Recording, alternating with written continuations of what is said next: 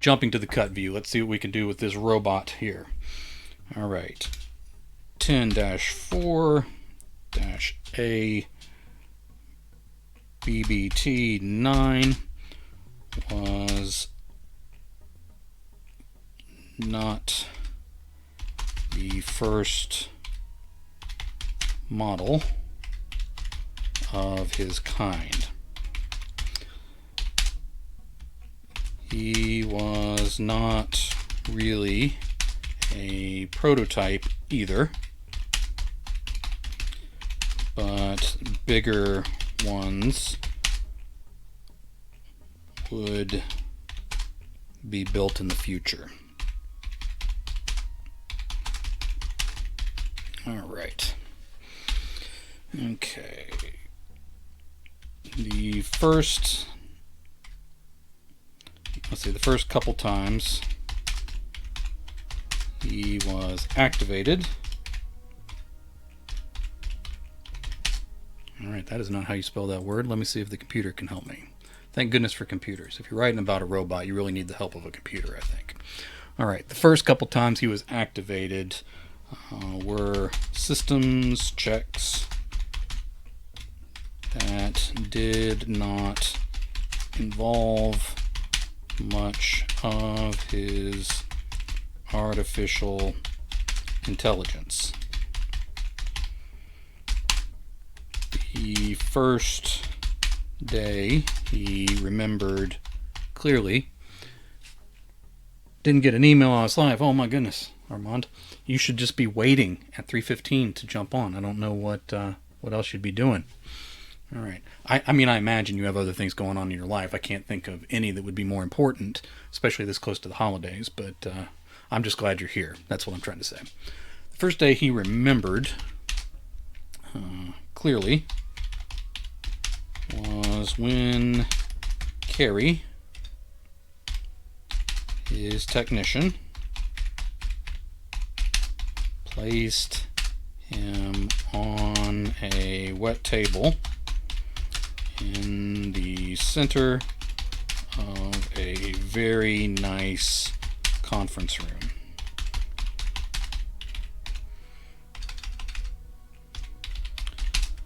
Lots of dark wood and let's say built-ins with antiques on display. He would never be in a room this nice again. Most of the men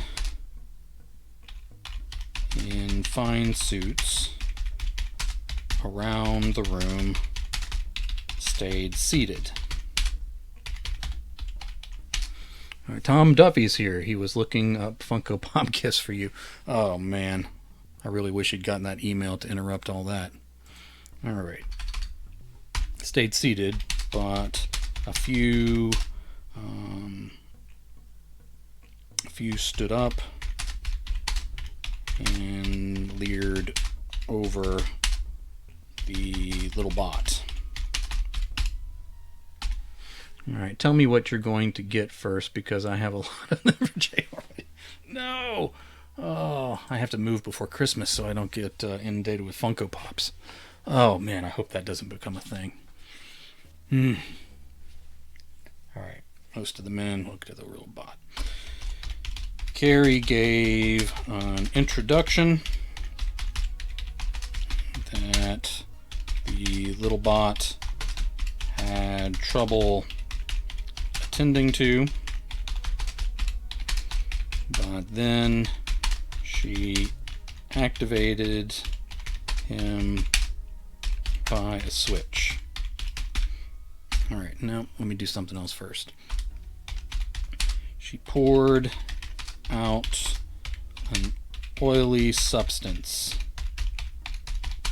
with red tinting to it. A little of it oozed up against and between, as if he doesn't already. Oh, thank you, sir. Thank you. Jay, you look beautiful, as if he doesn't already know that. You guys are the best. This is what people need to do to get out of depression for the holidays. I know I state the obvious, but it's streaming. Oh, man. All right. A little of it oozed up against the treads. No, against and between. That's what I was trying to write. And between the treads of his tracks. This did not distress him much. All those peering eyes were so very fascinating.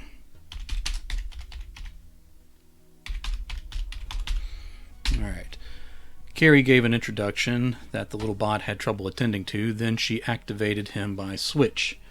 Oh, get Jay to tell a fun fact. All right. Let me see what I got here. I don't actually remember my fun facts. I just write them down. All right, here's one. I used to like avocado and hummus. These were things that I liked just fine. There was nothing wrong with them. Generally, they don't really have a strong flavor, so there's no reason for anyone to not like them. Now, however, when I was in kidney failure, I would sometimes have days where I was super nauseous for no reason, and I still had to eat anyway because it was just the feeling of nausea. It wasn't really that I couldn't keep food down. And on those days, I you're already grossed out. I had avocado at least one of those days. I had hummus at least one of those days, and then could never eat it again. So like all that time, I couldn't. Regine, get telling Abba song. That is not an authorized redemption of points.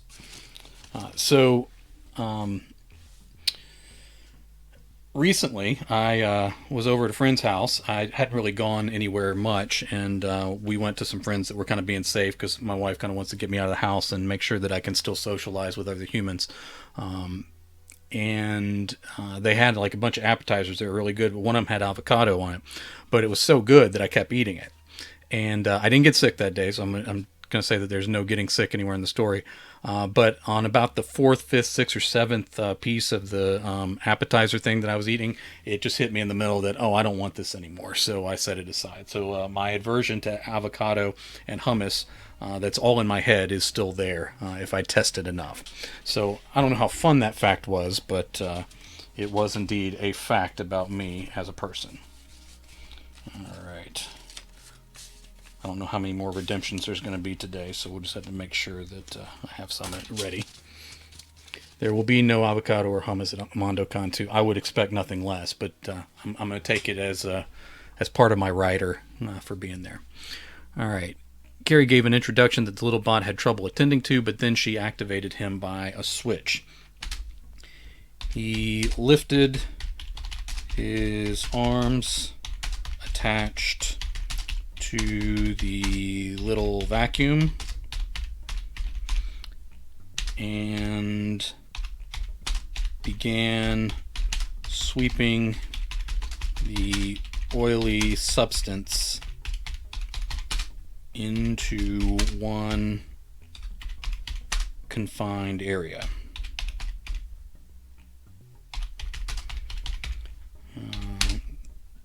Then he activated the suction. It was specially designed not to create any profane sucking noises. When he took up the bulk of the spill, he swept the surface of the wet table clean and slurped up the rest.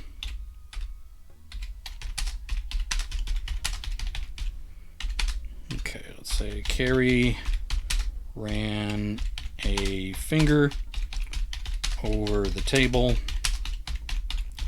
and held it up to show it was dry. The men applauded, and the bot did a little dance. Let's say a little pre-programmed dance. All right. Okay, we'll do some scene breaks here because we're going to skip in time. Carrie opened the bot's display case and carried, and transported, I don't want to say carried, transported into a small lab. There she started cleaning out his joints and tubes. As she did so, Carrie said, "You're doing great, 10-4." Let's say that's his name, 10-4. Alright, so I'll put a little comma there. You're doing great, 10-4. Soon you will have many, many friends. Alright. She returned him to his display case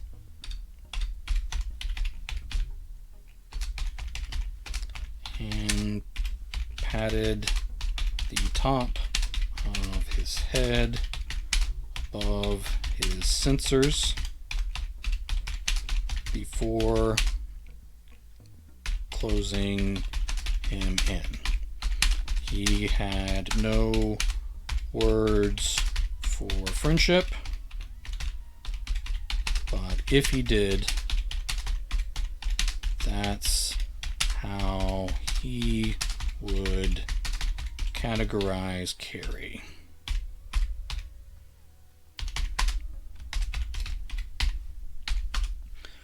More people showed up, and 10-4 lifted his little vac to salute them. A couple of the younger friends laughed. Let's say giggled. One of them pushed the button,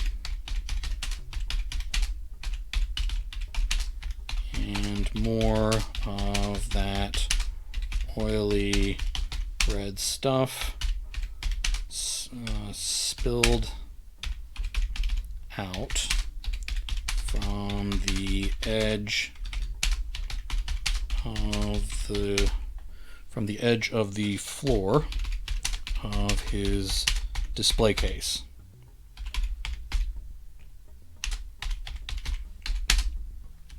All right. Oh, thank you, sir. The kids. Let's say the kids. No, let's say the friends. He's not differentiating between people. The friends made groaning noises, and 10-4 did his little pre-programmed dance. his treads ran through the liquid and spread out the mess. There were more groans, but he had no time. There were more groans, but he had no time to dance again.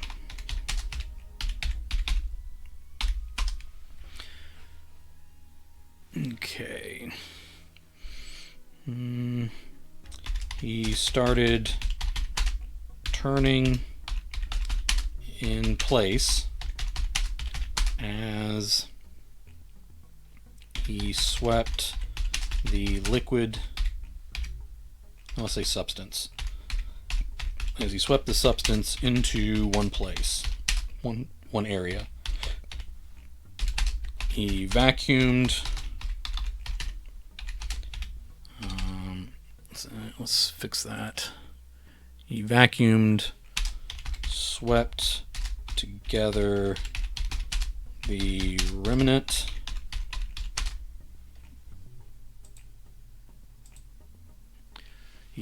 swept together the remnant, and vacuumed again, and vacked again. No applause. So he just gave a lifted salute as they walked away giggling. He took another moment while no one was looking to clean his own treads too. He took another moment while no one was looking to clean his own treads too, and then gave the display case floor another cleaning just to be sure.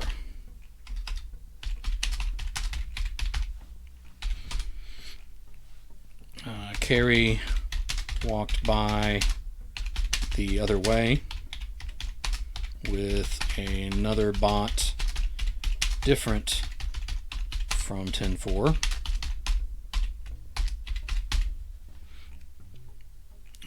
With another bot different from 10-4. She winked, and he raised his vac arms in salute. Another friend, another friend, this one tall, with droopy eyes, pushed the button. Another spill spread out. 10-4 waited until the bleeding tapered off,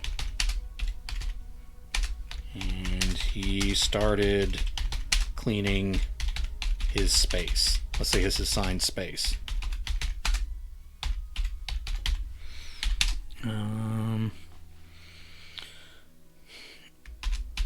No applause followed before the lone friend strolled away.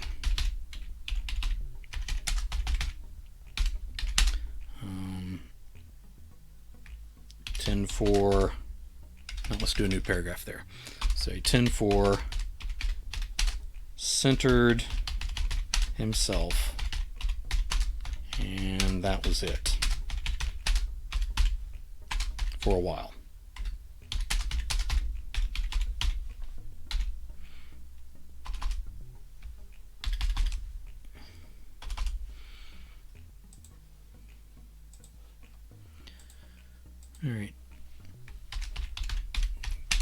Carrie started to pass him in his display case, as she did most mornings each week.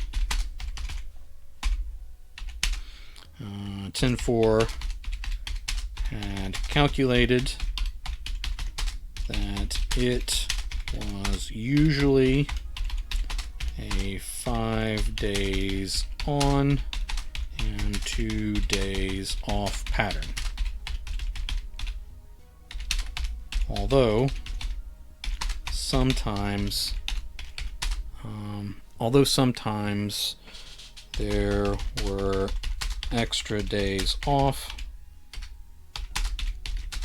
and some weeks, say some stretches, with no days off. She waved as she always did on days here. 10-4 lifted his vac in salute, as he always did.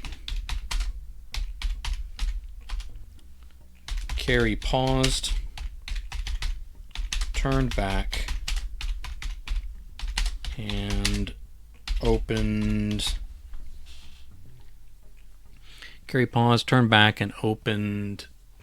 his case. It must have been time for another adjustment. She took him to her little lab. All right, let me put a new paragraph here because we're going to a new idea. All right, just over 3,000 words, and so I finish a novella I've been working on since October. Good job, man. Put it aside to write something new for Nano, but went back to it after. That's awesome. You're messing around and finishing up more work. Now, if you do become more famous than Armand and I, we may not be able to talk to you anymore. You'll have to see what Armand's policy on that, but he's been pretty clear with me on that in the past, so we'll just have to see how that goes. All right, she took him to her little lab and set him on the table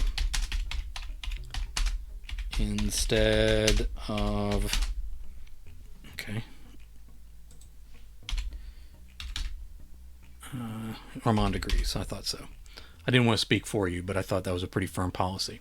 She took him to her little lab and set him on the table instead of taking him apart. She took out food and started feeding herself.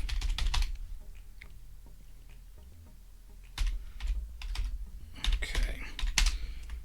As we'll say, each time she lifted the food to her mouth. Hold on.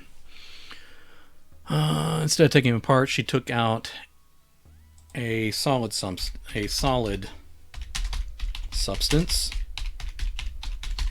and started feeding her own vac. Each time she lifted the solids to her vac opening,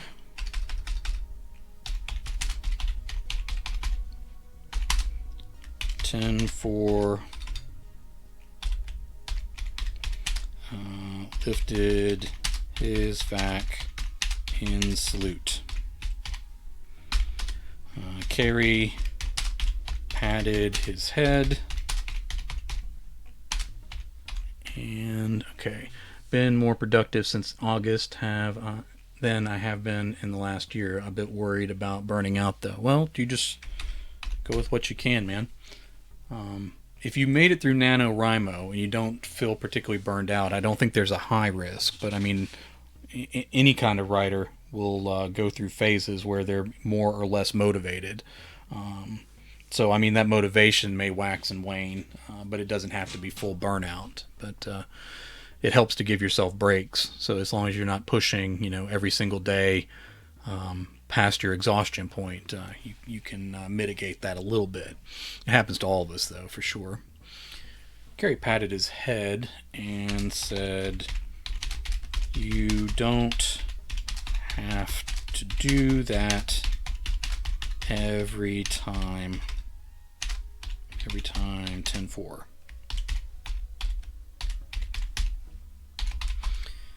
He spent a lot of his time trying to process this. Which times? Under what conditions?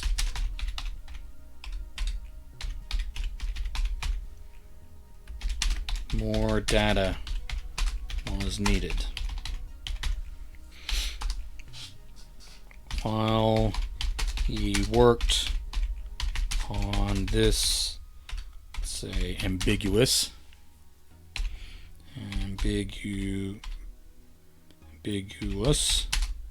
that's not how you spell that, but let's see if the computer can help. Thank you, computer. Any story about a bot needs a good computer for help. While he worked on this ambiguous problem, she spoke of her life and the calculations outside this facility that baffled her. Let's say she was changing.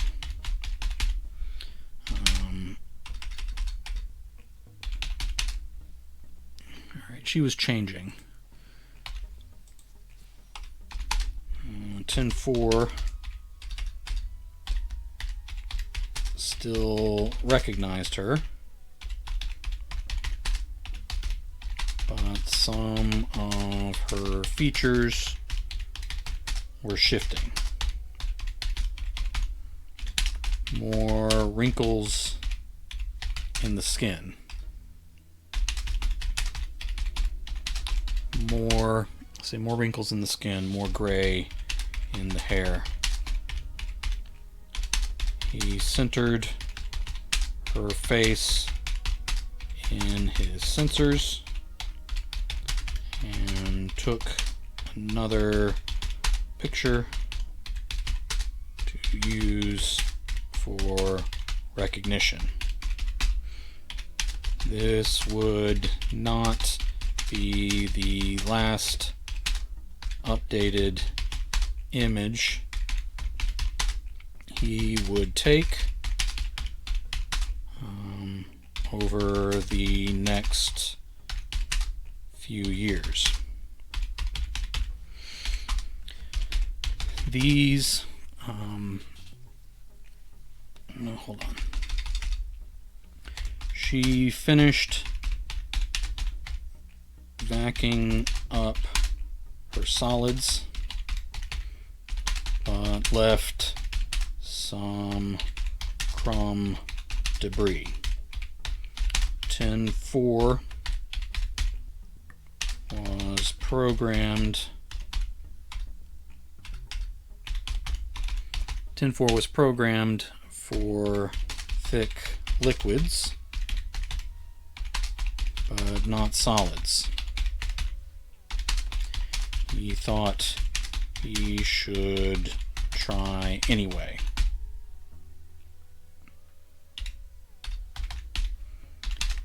Uh, 10-4 rolled forward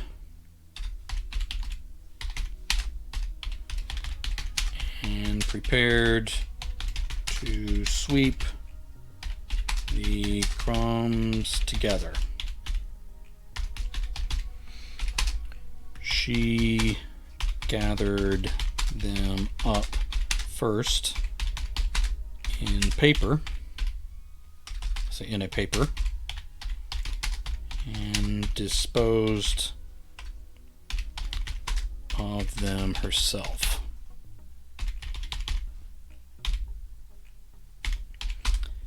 As she took him back to his display case, she said, that wasn't your job. Another instruction with confusing data.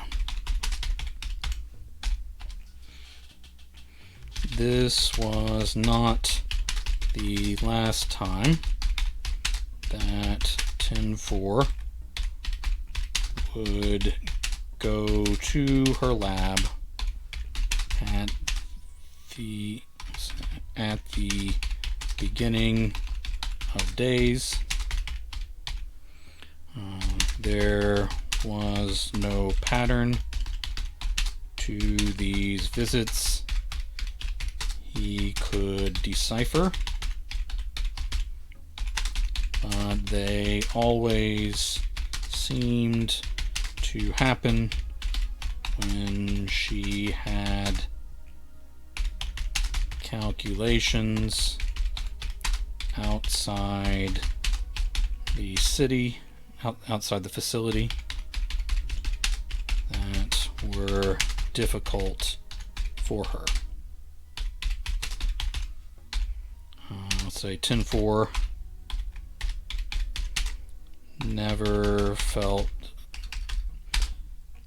never seemed to help directly with these calculations,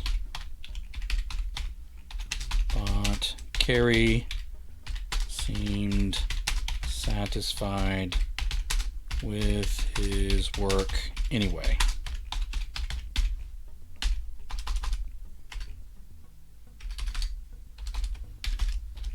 Nope. Come on now. All right.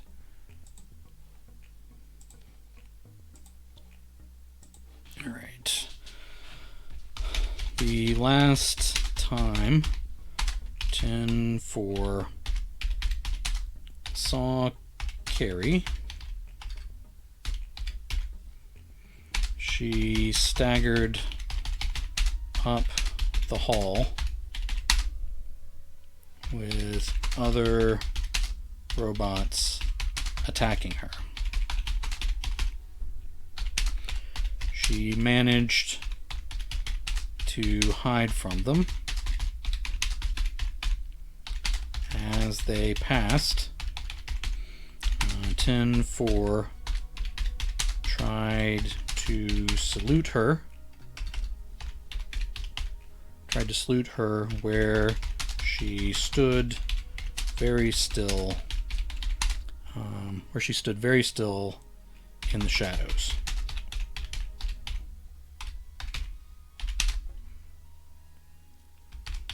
She did not wave back. This was the first time ever.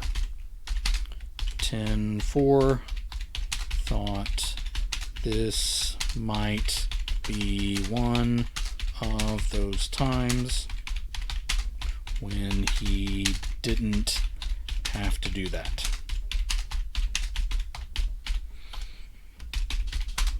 The larger bots with their weapons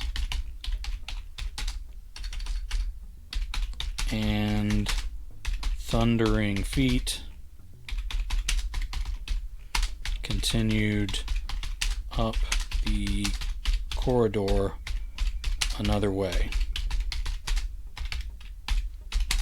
Screams and cries filled the building. 10-4 lifted his vac in. Nope, that's not what he did. 10-4 performed his little pre-programmed dance. His treads were getting sticky. Carrie lurched and staggered toward him. She must have been coming for his regular maintenance check. And that's not how you spell maintenance, so let me fix that real quick. Again, I'm going to try and keep this one short because I think this story would benefit from that. I say that a lot and then end up writing longer stories, but let's see how this goes. Carrie lurched and staggered toward him. She must have been coming for his regular maintenance check.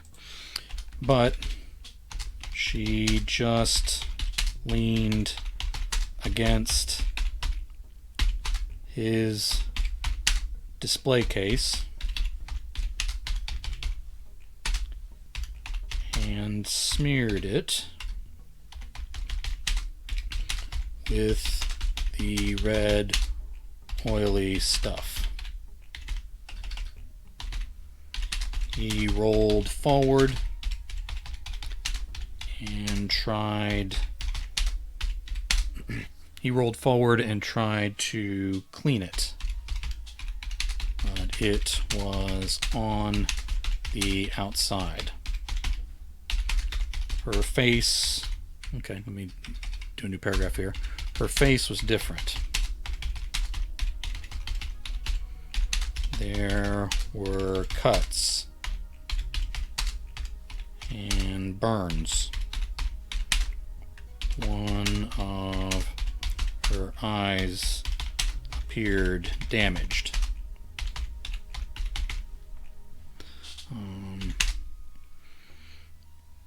He took an updated image of her for future recognition.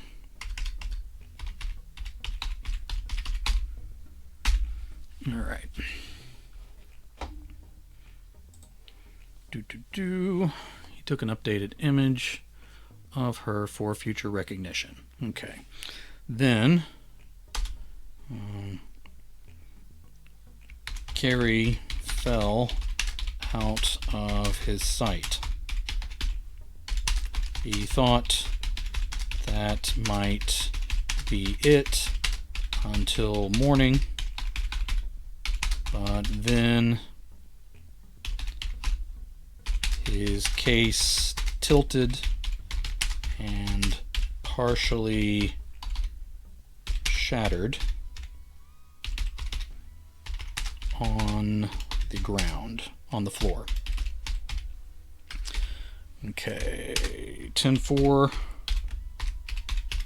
accessed old programming to use his arms and treads to right himself again. Then he cleaned the red handprints off the surviving portion of his display case door. All right. Carrie laid on her stomach with her face toward him. Okay, hold on, let me fix that. On her stomach with her face toward him.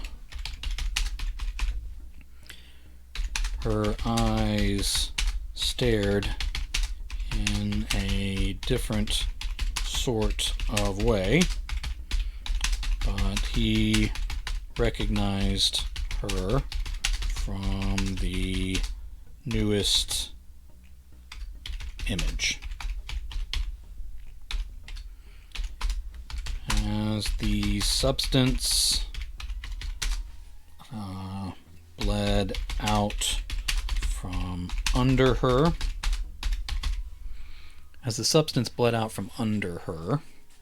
10-4 went to work. He scooped and vacked as fast as he could, but it kept coming. Soon he filled up, and she stopped producing the red stuff. Okay, he started to roll back to where his display case had stood. He started to roll back to where his display case had stood, but then he saw the red tracks he left behind. He started cleaning himself, and then his tracks. Before he could finish,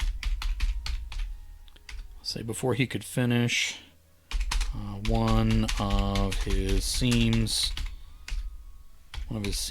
broke, and the stuff started to bleed out of him. 10-4 didn't panic.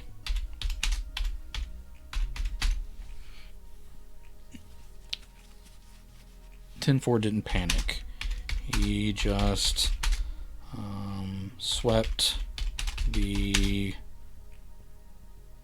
liquids back together and revac them. When they bled out again, he cleaned up once more. And so the day continued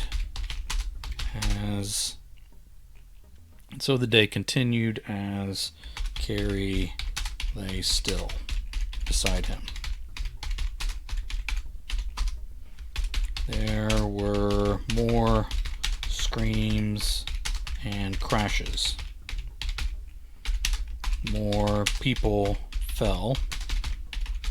More of the substance spread on the floor.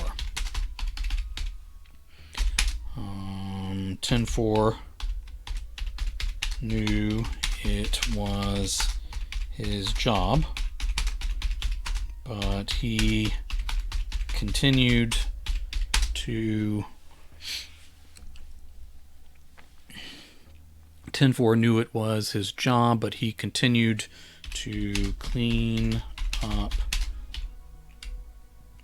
He continued to clean up the stuff he had taken from Carrie's spill each time it leaked back out of him. Eventually, the other robots left, and no other humans came. All right, new paragraph. 10-4 went on cleaning the same spill over and over. As time passed, the substance bled out of him slower until it finally coagulated in his tanks in one heavy knot.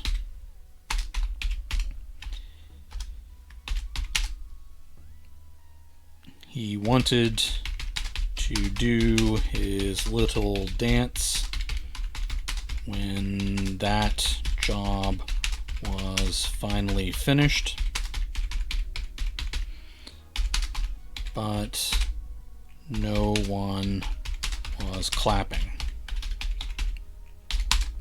He tried to move his treads. I'm going to make this a new paragraph too. He tried to move his treads, but they were locked up under him. Okay, hold on. He was past time for maintenance. I know I misspelled that again. No, I did not. Got it right on the first try. It's a miracle. It's a Twitch streaming miracle. Okay, he was past time for maintenance. All right, what else? Okay. Looking up, he saw Carrie's face had changed again. The color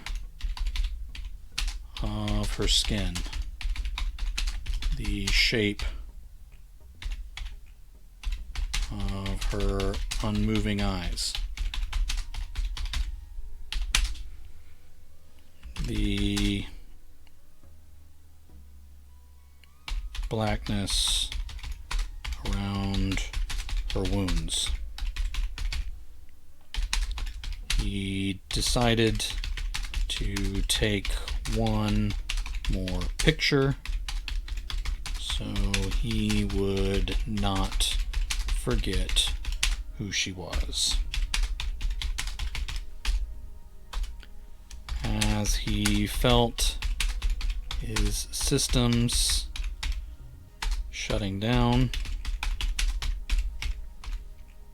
inside him, he lifted his arms and his vac one more time in salute to his friend. As he felt his system shutting down inside him, he lifted his arms and his vac one more time to salute his friend. She had not waved, but he thought it would be okay.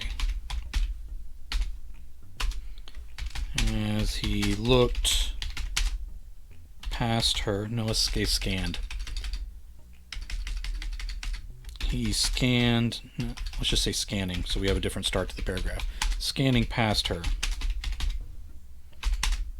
he spied many more puddles. Most had hardened. Most had hardened on their own, much like Carrie's spill, now safe inside him. This was one of those times that it wasn't his job anymore. All right. Okay. My wife's letting me know she's on her way home. All right. We were all told in school that fragment sentences were wrong, but I've read them over and over again since in published books. When do you think the best time to use fragments are for pacing? All right. There's a few times. Armand uses them a lot, and and in the last book that we published together, I did the editing after the professional editor went through, and she was very upset at the number of fragment sentences. Most of them were in Armand's chapters, but I used them a little more too, so that my style and his style would match up a little bit. But in that particular book, I went through and changed a number of the fragment sentences. Now, generally speaking, if they should be used sparsely. So, like, the fewer times you use them, the more effective they can be. A lot of times, if you're showing the thoughts of a character, especially a character under distress, then, or even if it's not directly their thoughts, but the narrative is from their point of view or sympathetic toward their point of view, then sentence fragments can do a good job of kind of showing that description. Don't touch my fragments. They are there because they're brilliant. I turned many of your fragments into complete sentences because you had very much upset that editor. I did not, though, tell her that all those fragments came from your chapters, though. I didn't go so far as to mention that. That was none of her business. But I did decrease the fragment rate in that particular book by quite a lot.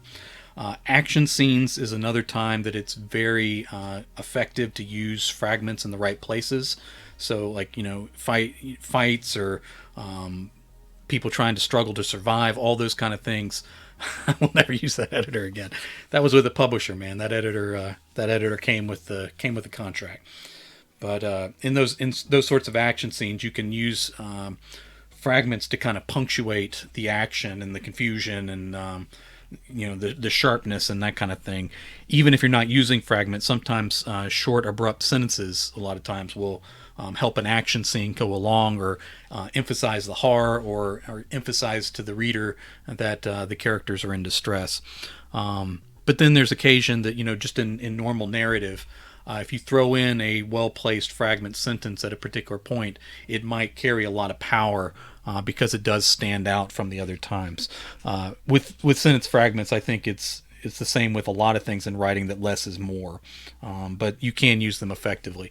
The point of all those rules in school is that if you go nuts and use them all the time, if you break the rules all the time, then you kind of lose the readers, because the rules are there for a reason, and it helps for clarity and understanding.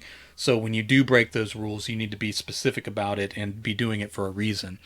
Even when I go through and edit, a lot of times the fragments I put in, I'll decide to go ahead and change I'll either take them out or decide to change them into complete sentences, just because it helps more. Oh, Kedman's back. Welcome, Kedman. And you got a little typewriter by you, which means that you're a 1-month subscriber. Thank you, sir. I appreciate that very much. Yeah, so I think there's a lot of power in fragments. A lot of people dislike them a bunch, but used effectively, sentence fragments can add a lot, especially, I think, when you're writing genre stories of one kind or another. All right. Near the end of this story, this was one of those times that it wasn't his job. Oh, did I subscribe without even knowing it? Oh, I don't know. Maybe you were gifted a subscription. That's possible. You may have been gifted a subscription. Didn't mean to scare you. I didn't take your credit card or anything. Nothing like that. But occasionally those gifted subscriptions get thrown around. That's another reason to hang around, not just for channel points, but because these gifted subscriptions just go flying off everywhere. And I appreciate it very much. All right, this was one of those times it wasn't his job anymore.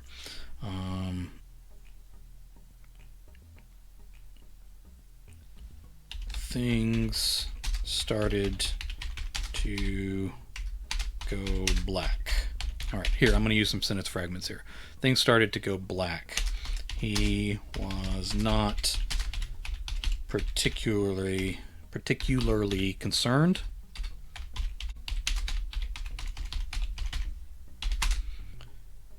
Like Carrie had said, he didn't have to. All right. Darker. Say dark, darker, black.